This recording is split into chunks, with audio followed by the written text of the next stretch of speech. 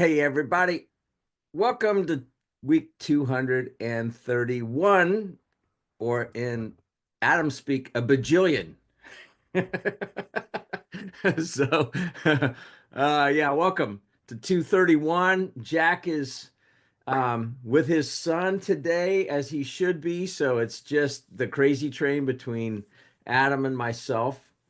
And we're going to be talking about what's next because what's funny is, just so you know, I had a feeling we were going to be going through another 4 years ago where we still didn't know what the heck who was going to be the president or whatever. I thought, here we go again.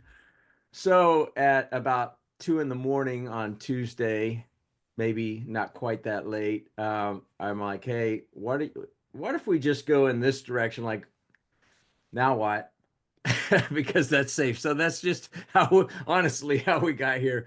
But we actually have more information to talk about besides, like, last 4 years ago, we talked about PPP. We were still talking about PPP. Thank goodness that is in the rearview mirror, right, Adam? Gosh, Amen. man, Yeah. have we all felt it? Mhm. But what's funny is that is what got us started doing this thing 4+ years ago, almost 4.5 now that you think about it, which is really crazy. Not quite, but and this was Adam's brainchild. But we're going to be talking about, so now what? What's the impact likely going to have on businesses? And we are going to talk about that because we probably have a little bit more direction than we did a week ago. So, but before we do that, I got this from Andrew Bosserman, who has been on this program multiple times. We've done Confessions of a Former IRS Agent, and he's a tax attorney. But this one was funny because I get a little newsletter from him, and he said that there were the subtitle is "Taxes to Defeat the Axis," and he said, "Did you know that during World War II, the U.S. Treasury commissioned two Disney cartoons featuring Donald Duck to encourage Americans to file and pay their income taxes?" so, so Donald Duck was um, encouraged, and he was recruited by Uncle Sam. And the first Disney movie, or cartoon, was called The New Spirit, and is released depicting Donald Duck filing and paying his income taxes in order to support the World War II effort to defeat the Axis powers. And then a year later, The Spirit of 43 was released to describe and encourage regular withholding of income taxes. Wage withholding was first introduced in 1943. Did you know? I didn't know. So both of the cartoons are only 7 minutes long, and he encourages the watch. So anyway, there you go. If you got questions, hit us up. We've gotten some actually via email and that sort of thing, so we'll address those. You can harass us on the chat. Keep it respectful, please. And I think both Adam and I represent a pretty good cross section of the United States, and and yet we still love each other. So anyway, Adam, Mike's yours. Yeah. Thank you, Gary. Appreciate it. I would echo the comments that not wondering, regardless of the outcome, is beneficial. So that is much appreciated that between the vote itself and a lot of states change their tabulation methods. Gary and I were just wondering before the call as we were prepping, it's like, why is it that Arizona takes so long? Like they've been stuck at like 70% forever. Forever. Whereas, Georgia gets it out and done, they had a little bit of a delay, but only by like an hour and a half. It's like, so anyway, love to see some best practices shared among states in that department with whatever reason it is. Some states can get their crap together and other states can't. But independent of that, now that we do know the outcome, I have good news and bad news for the people that are listening, which is the punchline is the answer is not going to change much. Meaning, if you regardless of what you believe or I believe, the data suggests that there's really just not a whole lot that an administration can do positively or negatively to change the broader economy. So what I thought would be helpful to focus on is just, what are we seeing from a broader economic trend standpoint? Um, and by broader, I mean it's hard to say beyond, a year, right? And then also, what do we anticipate happening from a tax perspective legislatively going forward? And as always, people are welcome to ask questions as they go. As always, if you would like to challenge me, I expect you to have your support documentation with you, because we know that Adam loves a good argument and a good fact battle. So anyway, what I would start off with before getting into the tax rates is just sort of the economic outlook for 2025. So I'm going to go ahead and share my screen, Gary. All right. Um, can you see a screen up now? Sure. Sure Yeah. can. Looks Yeah. good. So this this report is from ITR Economics, which is a smaller economic forecasting firm that, if you're familiar with Vistage and some of the middle market CEO organizations, it's kind of who they buy into as their guru. Um, so I like these guys. I like their line of thinking. I like their methodology. Um, but the important fact, like, oh well, what does that matter, Adam? At the end of the day, what matters is your accuracy forecast. So if I'm full of crap, like if I'm a forecaster, but I'm only right 75% of the time, that's interesting, but I'm still wrong 25% of the time. These guys, 12 months out since 1948, have an accuracy forecast of 95%. Wow. So that means that, like, take it to the bank 12 months out. Like, it may change a little, but not a lot. So if you guys get a chance to check out ITR Economics, if you follow me on LinkedIn, Gary reposts some of the stuff that we do. We've included links to their website, but I'd highly recommend, if you haven't heard these guys speak, or interested in downloading a copy of the report. It's not cheap, but at the same time, to me, it's very reassuring. So two key things about this forecast that I wanted to highlight. What that I'm not going to cover the latter one a whole lot, but the first is, if you look at this table of economic indicators, I won't go into the methodology of what 1.4 means versus 3.4 means. That's a rate of change over a trailing 12 months. But what they're basically, green is good.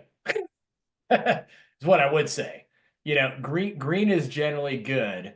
What that means is that their forecast is that it will grow more over 12 months. In other words, like, if it grew by 2% on a trailing 12-month basis, in this case, we'd be looking at a calendar year versus a calendar year. If it grew by 2%, 1.4 means it's going to grow at 3.4%. So it's growing by an increased rate of change. If, on the other hand, it's yellow, it means that it's still growing, but at a reduced rate than before. If it's red, it means that it's actually declining. And if it's blue, blue is good in the sense that it represents growth, but it usually means that it's recovering from a recession, meaning, like, it was in the negative growth territory, and it's now moving still in negative, but towards positive growth territory. So anything that's a punchline of saying that green and yellow are good, from an indicator standpoint. So what these guys are basically saying is that, 2025, the outlook is good, and it was gonna, they've had the same forecast for, I just heard them speak in August at or nah, was it August? When did we go to the All City event? Gary, was that September? It was early October. Early, yeah. So I mean, early October, didn't know who was going to win. If you remember, what they said was, "It's not going to matter. Here's our forecast." Yeah. That is So true. yeah. So that's generally positive. I think the other thing that I point out too, if you look at these guys, is that they are predicting and again, it's ways out. Remember, their forecast accuracy rating is only 95%. It is 95% in 12 months.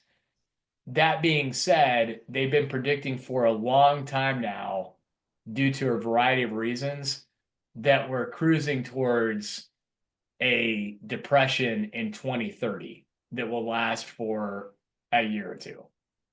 Um, Yeah. and that's driven primarily by, aging baby boomers, not enough replacements, national debt, finally coming home to roost, like a variety of factors, right? So that's a long way of saying, like, how does Adam take that personally? How Adam takes that personally is, Adam needs to make sure that he doesn't have a whole lot of debt by 2030, and that's a little war chest, Right. saved up. So anyway, that's what I would take home if I was a business owner. So could that change? Of course it could, but that's how I'm thinking right now. So the good news is, you know, ITR predicting green, and they have a pretty good forecast accuracy. And I will apologize in advance on the scroll. I don't remember what page it is, so I'm gonna have to go get it. But they break down different industries. And I wanted to get to the other one that's pretty relevant. So while you're doing this, we've had chat as well as a question, and I'm going to deal with the question first from Jacob. Do you see a possibility that if Washington is all Republican, that they may try and eliminate the IRS as threatened by some? And if so, would how would that affect everything? Um, I don't see how that would be possible because then there would not be a source of revenue. In other words, you'd have like that'd be such a multi-year process. In other words, like let's say that if you went with the theory of, you know, hey, we're going to implement a flat tax, just as a starter. Well, they've done that. They've kind of done that before, and it didn't work. Um, Meaning it wasn't a flat tax one rate, but it was a flat tax in the sense that it was three rates. So they did that under Bush Senior, and it didn't work. So then you kind of go with another thought process is abolish the income tax and create um, a national value added sales tax. Well, um, I don't know how you'd navigate the fact that the income tax is a constitutional amendment. So changing from an income tax to a consumption-based tax, you just you'd have a lot of work. Like you'd have to take the rates down to effectively zero, and then you'd have to implement a brand new tax. So and I'll get to why I think that that's improbable coming up here in a second. So I don't see how that could. I don't see that. Like it's fun, interesting talk that I see going nowhere. I think income tax is income tax. If another country, if a lot of smart people have thought about this topic and they haven't come up with a solution yet, I don't see. So I don't see it. So Well, I then, think the data supports that too, just real quick, because a few years ago, Congress said that they were going to abolish daylight savings time, which is far less arduous, and they haven't been able to do that. right, right. Thank you for reminding me of the ridiculousness of what can't get done. Daylight freaking savings time. It's sort of like, National Puppy Day. Like we can't even declare National Puppy Day. So anyway, um, the second thing that I wanted to highlight, going back to, hey, take it to the bank, because these guys are pretty darn good at 12 months out. We have a lot of clients that are in construction or are in construction related businesses, whether they're engineering firms. or architecture firms, you know, construction is heavily regional. So the Southeast area outlook is probably a little bit better than the national outlook.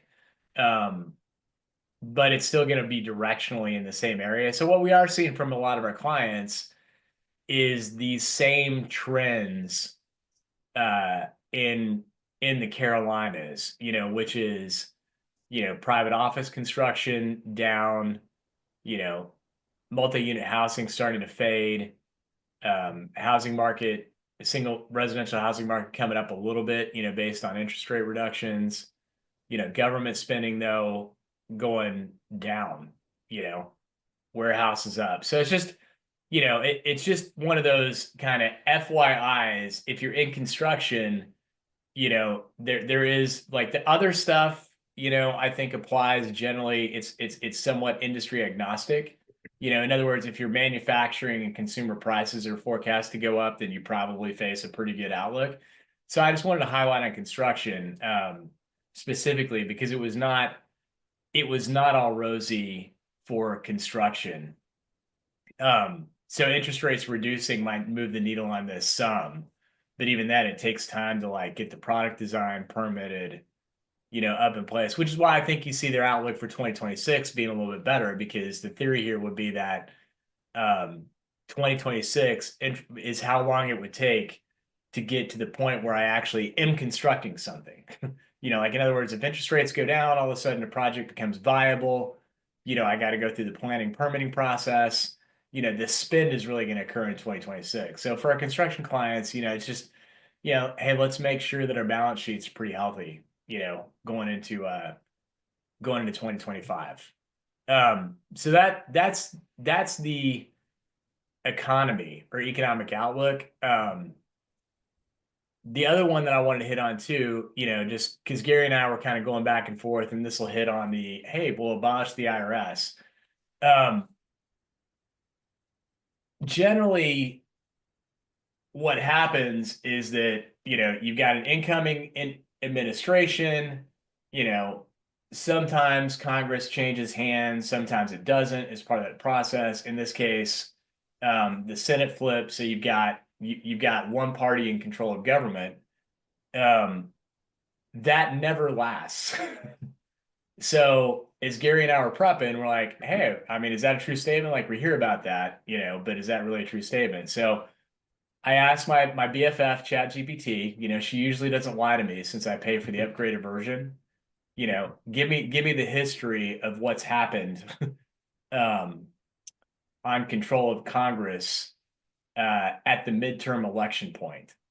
And the answer is the only person ever to actually retain single party government was George W. Bush.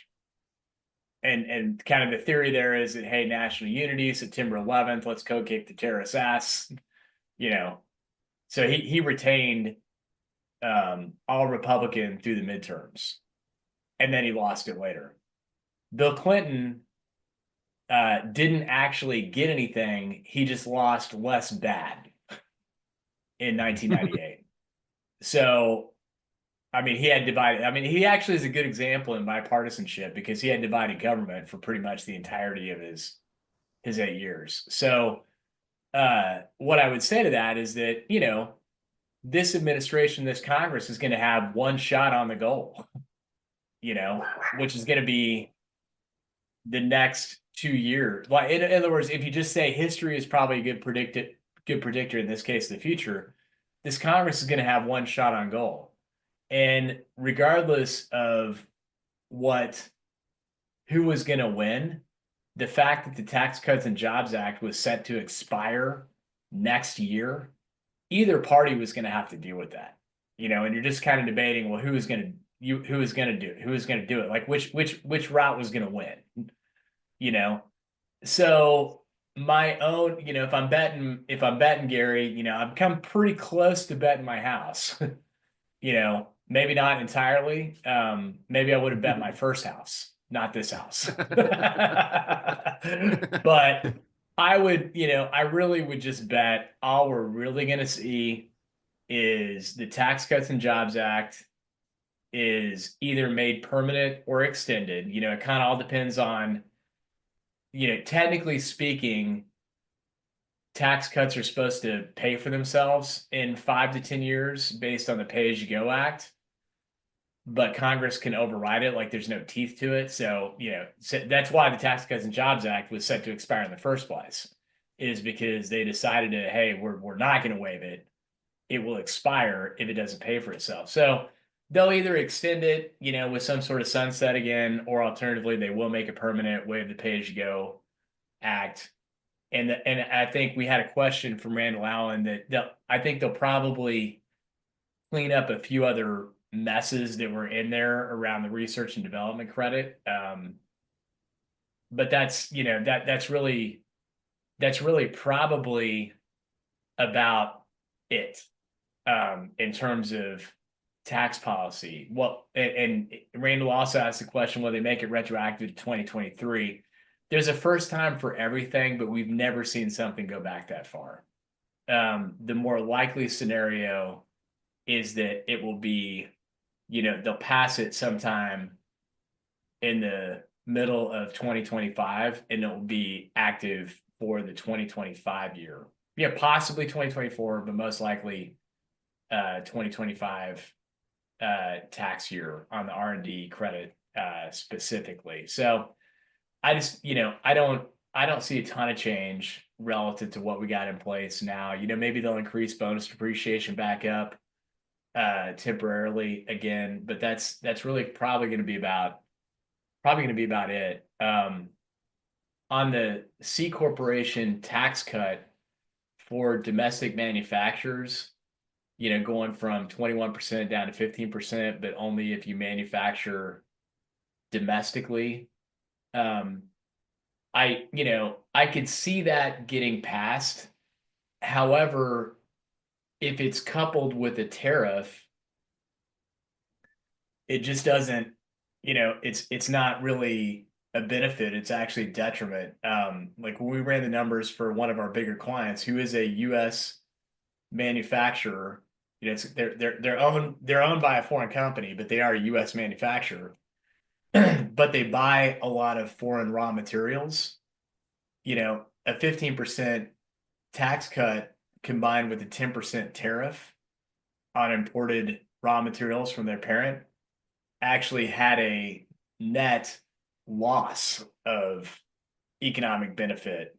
So even though the tax was lower that they paid out, the profit was lower because their cost of goods sold went up by 10%. So I just, maybe that'll happen, but I don't see that actually creating a ton of benefit unless I buy all my raw material in the US and I manufacture in the US, which, in theory sounds like a good thing. It's just like, it's just that you're not going to flip the switch on that overnight. Meaning like, I can't go from, hey, I bought from China yesterday to now I found a US source that's going to have all that I need when I need it. So that's going to be a tough one. I think the other stuff that was proposed, like no tax on tips, no tax on overtime. I think those all sound, when I say interesting, I have that in big air quotes, Gary. It's just the practicality, the implementation would be impossible. Like I can't even begin to wrap my arms around how you would calculate and report overtime and exempt it from tax. Relatively speaking, and how that hits on a fairness perspective with someone who's salaried and doesn't have overtime. I mean, that's where you start running into problems. I think in terms of repeal of the Affordable Care Act, that would be a tough one, considering that Trump talked a lot about, hey, when I realized I couldn't repeal it and replace it, I just wanted to shore it up. And so again, going back to the challenges, you've got, currently it doesn't pay for itself.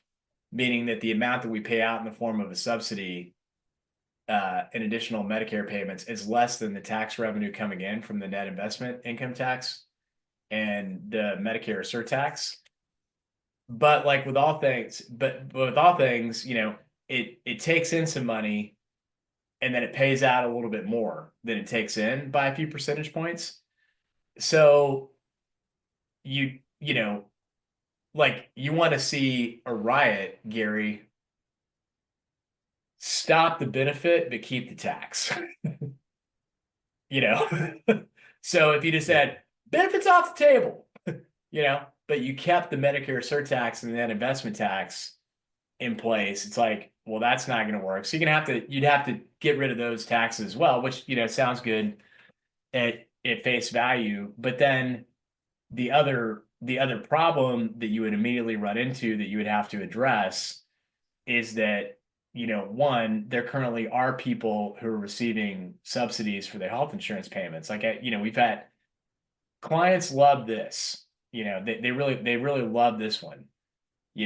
I'm a entrepreneur that's below 50 employees, so I don't have to offer healthcare to my employees because I'm below the threshold, right? So everybody's kind of on their own. And I had a really bad year as the business owner. So I qualify for a subsidy on the exchange. So for all intents and purposes, my healthcare is free in that year because I get, effectively a $20,000 tax benefit from Uncle Sam. You're welcome. The next year, I have a banner year, but I don't really know that when I'm renewing my healthcare. Like, I don't know that I'm having a banner year. So I get another year because the subsidy is paid in advance, So I get another year of the subsidy. And then my tax return is calculated by BGW. And I say, hey, dude, you owe 25 grand. They're like, what? And I go, yeah, you lost the subsidy and you have to pay it back. They're like, that's a bunch of blah. So in other words, you're going to have to figure out like, well, what do we do with all the people? Like how are we going to like either replace the subsidy, phase in the subsidy, all that kind of stuff. So it's just a complicated problem. The other problem that you get into too that you would have to solve for is that, again, I've got a handful of triggers that make, I try to be a really good person, Gary, as you know, and You're doing a pretty good job. Gary can probably rattle them off. I have 2 or 3 triggers that, like this Adam leaves the building and different Adam shows up. And health insurance is one of them, Like I'm so mad about health insurance. So my point in saying all that is that with the Affordable Care Act, again, this is another, I don't think ChatGPT was lying to me, but all that the Affordable Care Act really did was to reduce the rate of change. From 1980 when it was about 8% of GDP, it's gone up to now it's 17% of GDP is what we spend on healthcare, but it's been sitting at that 17% really since the Affordable Care Act. So all it really did was just like flatline a change that was occurring for years prior. So we, what can I tell you about BGW's rates, which is the same as our clients? That flat rate is a bunch of bullshit because every year our damn rate's gone up. Yeah. So what's happened is that, and this is, the brokers know this, the health insurance companies know this, and it's a bunch of BS that drives me crazy, is that small businesses are paying for that flat line because what ended up happening is our rates continue to go up because we're smaller buyers. But the big corporate rates have flatlined or gone down. Because the insurance companies are well bigger risk pool, blah, blah, blah, blah, blah, blah. It's like whatever, just another area where we're sticking it to the small business guy. So my point in saying, like, if you actually look at Brian Moynihan, CEO of Bank of America's review of the Affordable Care Act, a couple years after it was fully implemented with the exchange, he said this is the greatest thing that's ever happened to health insurance costs for Bank of America because our health insurance costs actually went down. And if Brian Moynihan had been sitting here, I would have punched him in the face. Not that it's his fault, like he just got the. In other words, so what would end up happening is that, you know, overnight, likely large company health insurance costs would rise, and I've only got one of two options, either A, reduce Gary's pay to pay for it, or alternatively raise prices. Because what I'm not going to do is take it in the shorts in terms of corporate profits. Like publicly traded companies don't have a history of being benevolent with Yeah. with corporate profits and sharing it with the man. So that's just a long way of saying that's why even with both party with one party government, I just I don't see a practical solution to the Affordable Care Act, regardless of how passionate people feel about it, because those are the problems that would have to be solved for, and that's just a lot to try to solve for when you're also trying to get a tax cut done. And you're also, I'd say the non-tax related um, policy change that we'll probably also see too is that, like, I'd be shocked if something didn't happen on immigration. I Yeah. mean, that would be insane if you had that shot, and then you didn't take it. That's like, first Bush had a shot or second Bush had a shot, didn't get it done. It's like, Obama had a shot, didn't get it done. Chose Affordable Care Act instead. So, um, I think there's been Yeah. enough work Right. on the problem now that I feel like they probably can get two shots between the Tax Cuts and Jobs Act, because you're not inventing anything new there. You're just saying, hey, let's extend that sucker to where you can actually really get some work done on immigration reform in whatever format that looks like. So that's a long way of saying that's what I see um, happening as the most likely scenarios. I think everything else that's out there, it's like it's an interesting conversation over a beer, but it's just not. It's not practical. Or green tea or seltzer water. I'm just Yeah, saying. yeah. I don't drink Um, anymore, but I thought I'd throw that out there for everybody else. um, so Randall has two other questions that I want to address, and then we just got another one.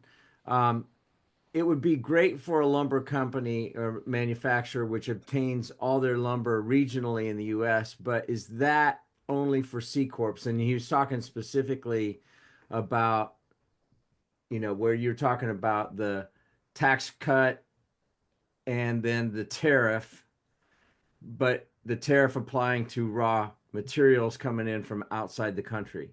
Make sense, Adam? I'm trying to where is that one? Because I'm trying to actually So read it. it just says he just uh, brought it up through the questions on the Zoom. He says it would be great for a lumber manufacturer which obtains all timber regionally in the U.S., but is that what you were talking about only for C corps? Oh yeah, I'm seeing it. It would be great for who obtains all timber regionally. Yeah. So basically, the tax. I mean, in theory, they might do something for pass-through entities if you're a domestic manufacturer. So, for example, before the Tax Cuts and Jobs Act, they had something called the Domestic Manufacturers Deduction, or commonly known as DPAD, which applied to both C corporations and pass-through entities to incentivize domestic manufacturing. They got rid of that with the Tax Cuts and Jobs Act and replaced it with the qualified business income deduction, which applied to everybody. So manufacturers lost a benefit, but then everybody got something. So I think in this particular case, I could see them doing something on pass-through entities. If they do something at the C Corp level, I could see them doing something at the pass-through entity level as well, specific to manufacturers, just to keep parity, because they're trying to keep they're trying to keep the playing field level. So the next question that he had was, and this came in the email that I forward, but what's your opinion on Corporate Transparency Act moving forward? It's a good question. I think regardless of administration, what we would have liked to have seen would be someone looking at that and uh if there's going to be do something very similar to the individual mandate that went away as part of the Affordable Care Act, the penalty associated with it. So if you remember, like the one thing that Trump did do or got done with the Affordable Care Act, I believe it was under Trump, is they removed the penalty associated with not having insurance. So they removed sort of the teeth of not having it, but people still did it anyway because they liked the insurance. So I could see a scenario that would be highly probable because the Corporate Transparency Act was actually passed under Trump. So, but then all the enforcement and implementation fell under Biden. So I could see a scenario where they could say, hey, that seems like a pretty draconian penalty to happen all at once.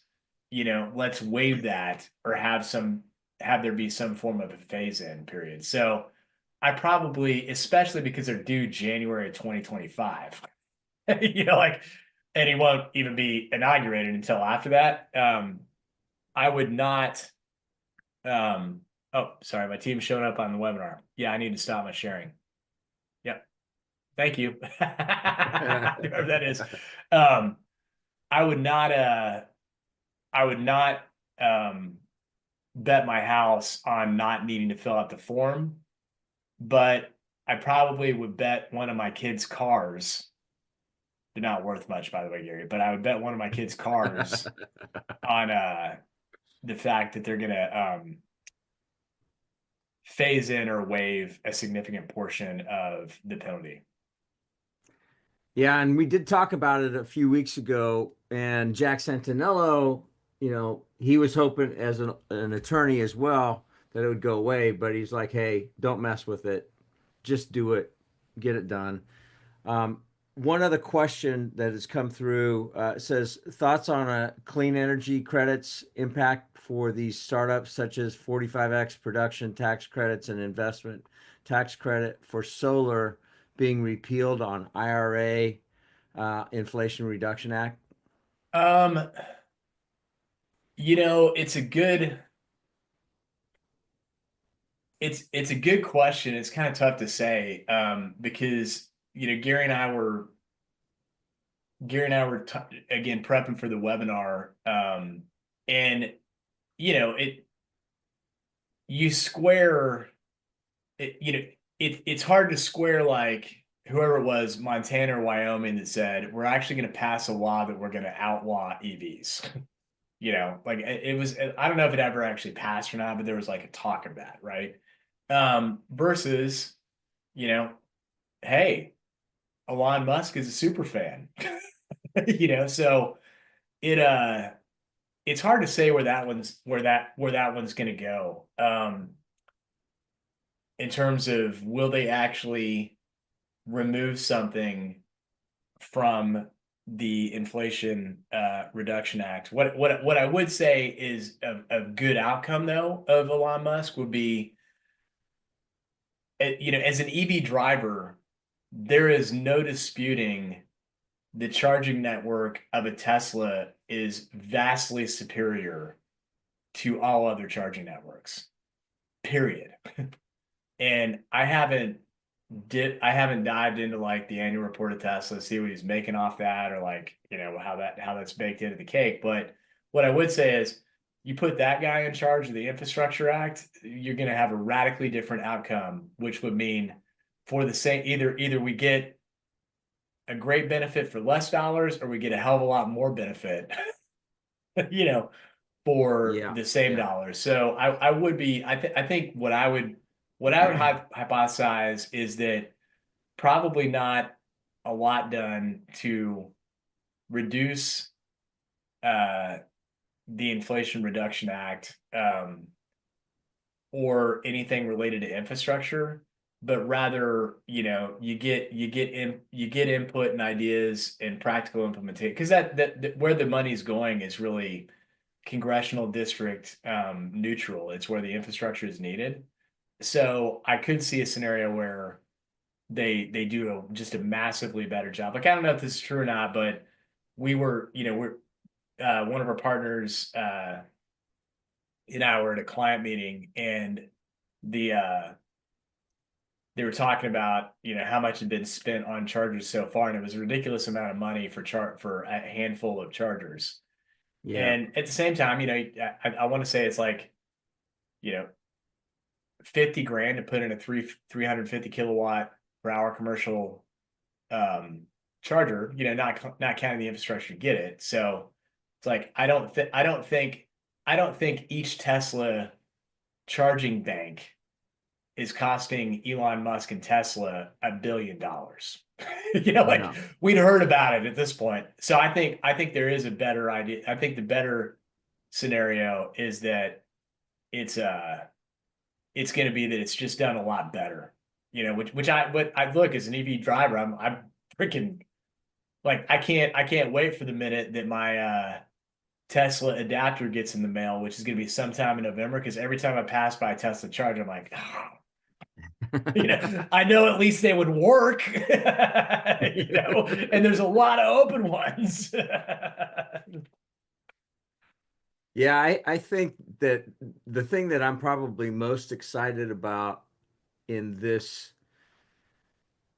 Trump and Elon, love fest is that it's not an one or the other. It's kind of a yes and, because I think that some of the regulations that were put upon permitting and that sort of thing in the oil and gas, because I've got a lot of friends that were very high up and, including running CEO of a very large petrochemical company in Houston. They are all excited about, just getting the handcuffs taken back off again on permitting and the regulatory environment around that. And so I think it is kind of both. We need both. So I think that's pretty exciting. And so Matt, kind of to glom on here, and then I want to address a couple other things that came through the chat. But he said too many red states are getting fed subsidies and investments in solar, wind, storage, EV charging. I expect no changes in clean energy investments. You're probably right, because again, I think it's clear we need infrastructure for all of these things, and we need it's not, whether it was Montana or Wyoming that said it, was probably just a, you know, stiff arm to anybody that was trying to push the Green New Deal down their throats. So who knows? Um, Regarding this was kind of interesting. So Bernstein has research going back to 1937. Regardless which party wins the White House, the Dow is either increased by 7% with Dems versus 6.7% Republicans. The real difference is is if the government is divided or unified with total control.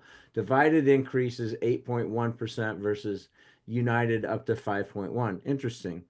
Yeah, and that again, that goes back to, that's generally, yes, that, like, that's the data, which kind of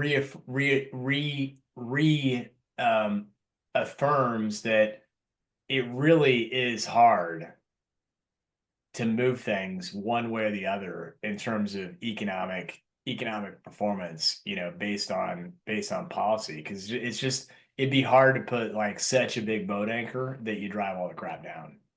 It's usually it's always like factors that are completely out of an administration's control that end up driving the market one way or the other. So thanks for posting that in there, because it's hard to get, like, it's hard to get that message out there, which kind of goes back to, hey, keep calm, it doesn't matter. Right. You just do you, like, in other words, like, no matter who got elected, it's not going to change what I need to get done today, Gary. Right. You know?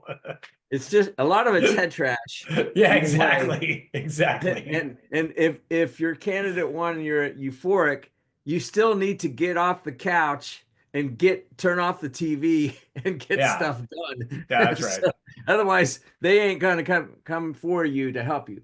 Another thing from Craig, he says the only two presidents going back 15 administrations to have had a lower stock market after leaving office versus when they entered was Nixon's second term and George W. Bush's, uh, where he had 9/11 and GFC. What is GFC? I don't know what that is. I know what KFC is, but I'm struggling. It could be Gary Fry something, but I don't know. I don't know what the C is. Anyway, maybe you can enlighten us on that one. And then the final comment. So maybe we got thing here, and then he says. Oh, global financial crisis. Thank you, Craig. I thought it was Gary Fry something. You're right. Okay, Yeah. cool. Thank you.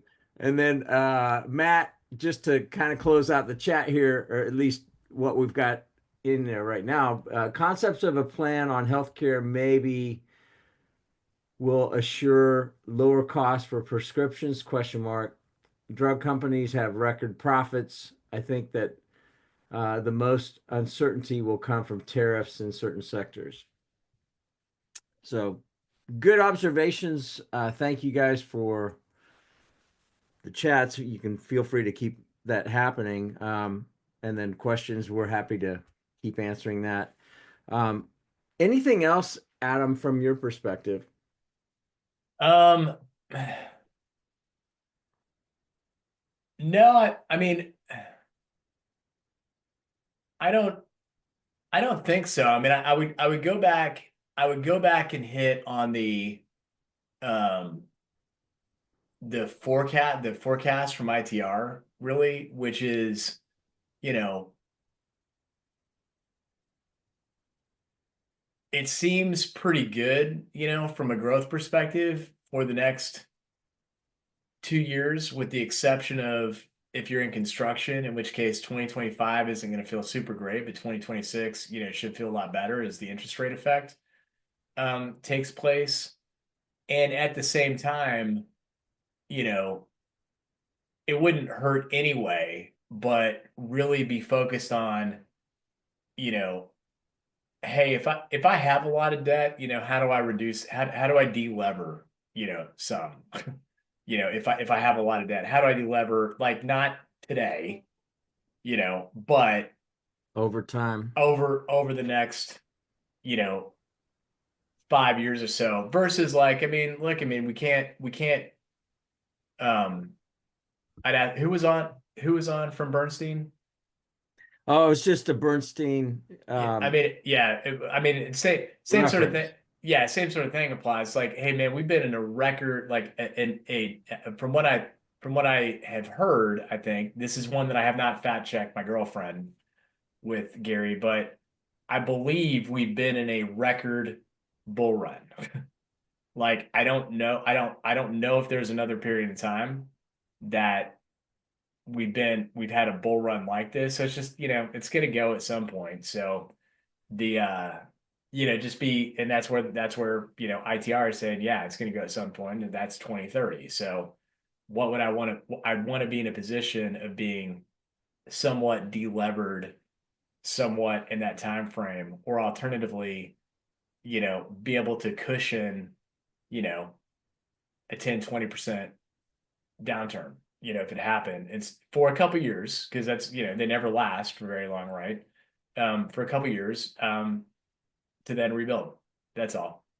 Yeah, I think that was the thing because I was in there for that presentation with the regional Vistage day, and it was very sobering because they're like, hey, and a big contributor is just the debt. And Adam and I were talking about that before the program as well, which is you cannot have runaway spending and debt piling up and piling up and piling up because at some point it comes home to roost.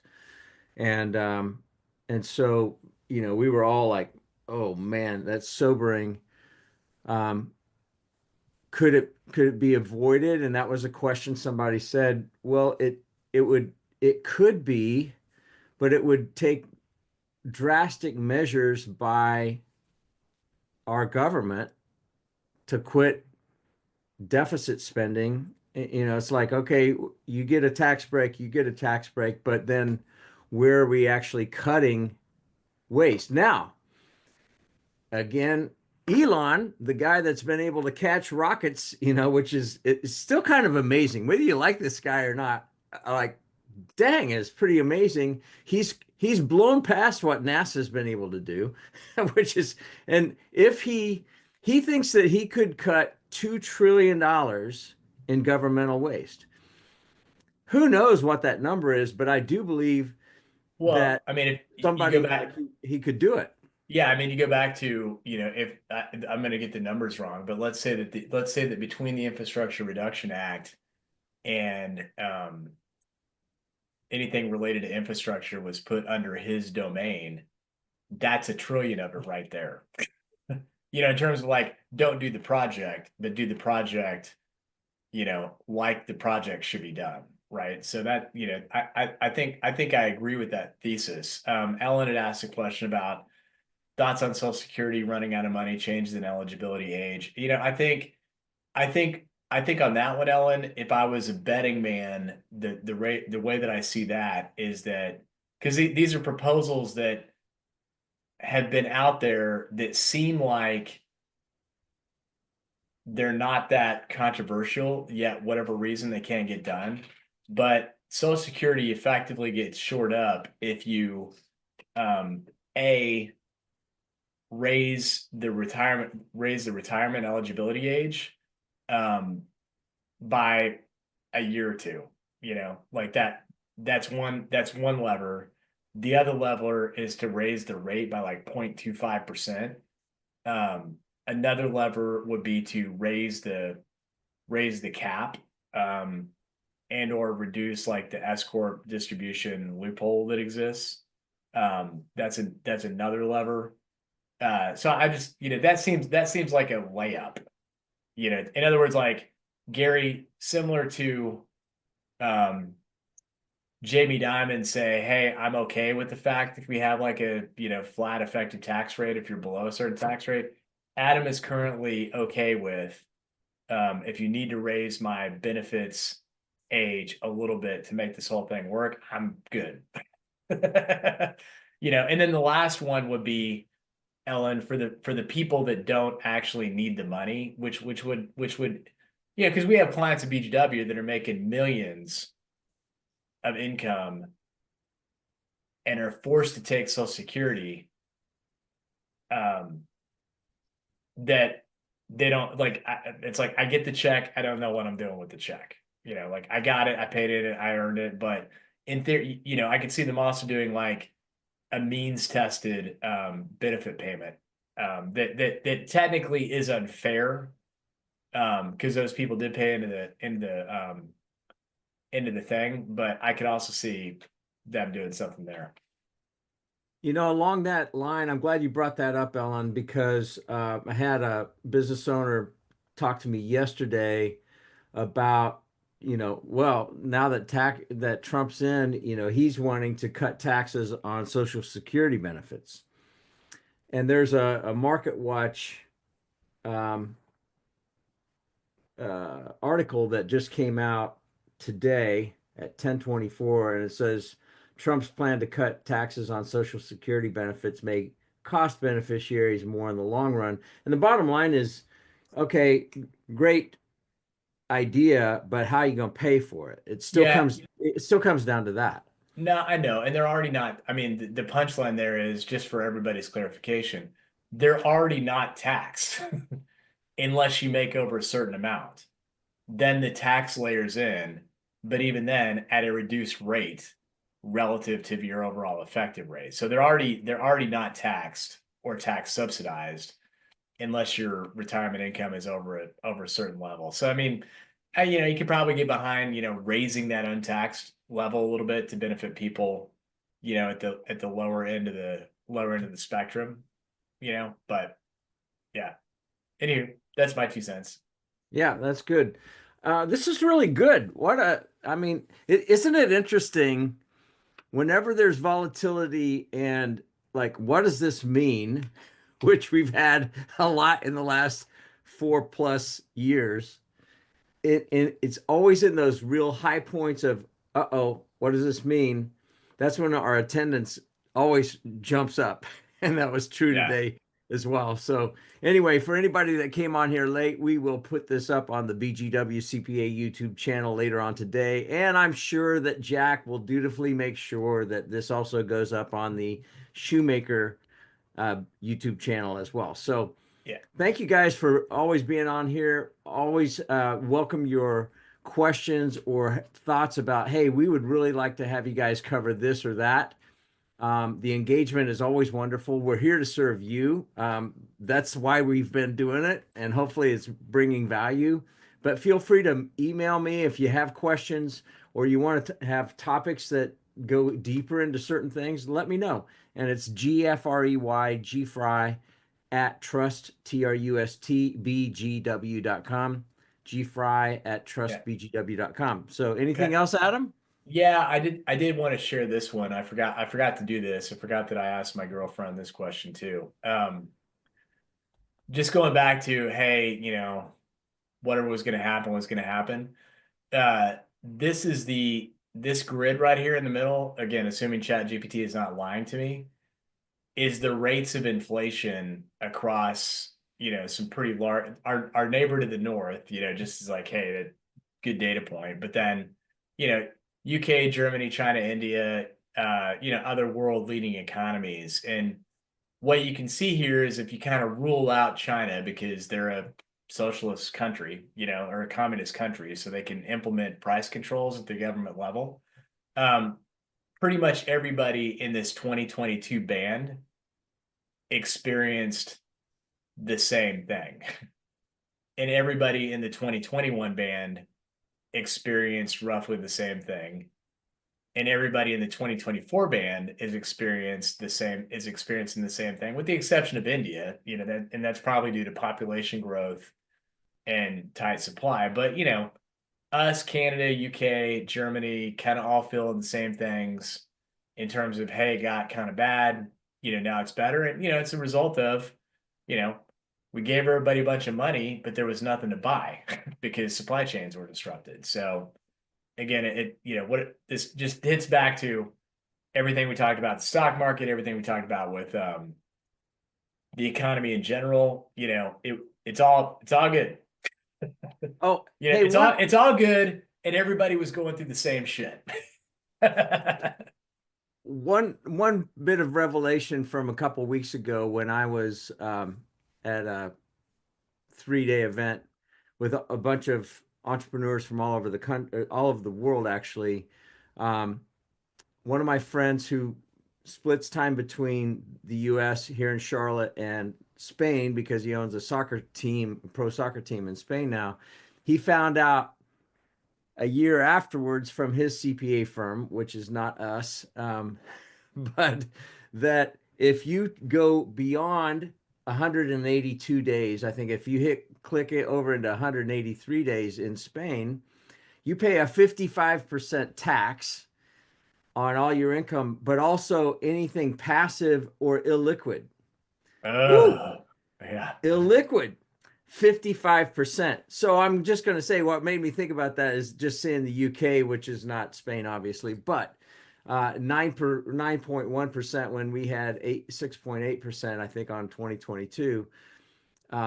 Beware if you're splitting time because he's like, hey, I bought a house, I got a car there, blah, blah, blah, blah, blah. I own a business there. It doesn't matter. Yeah. So know what you're getting into. Anyway, thanks everybody for taking your time and taking the time to join us. Have a wonderful day out there. Thank you, Adam. Appreciate All you. right. Thanks, man. Talk to you later, buddy. See you around. Bye bye. Bye.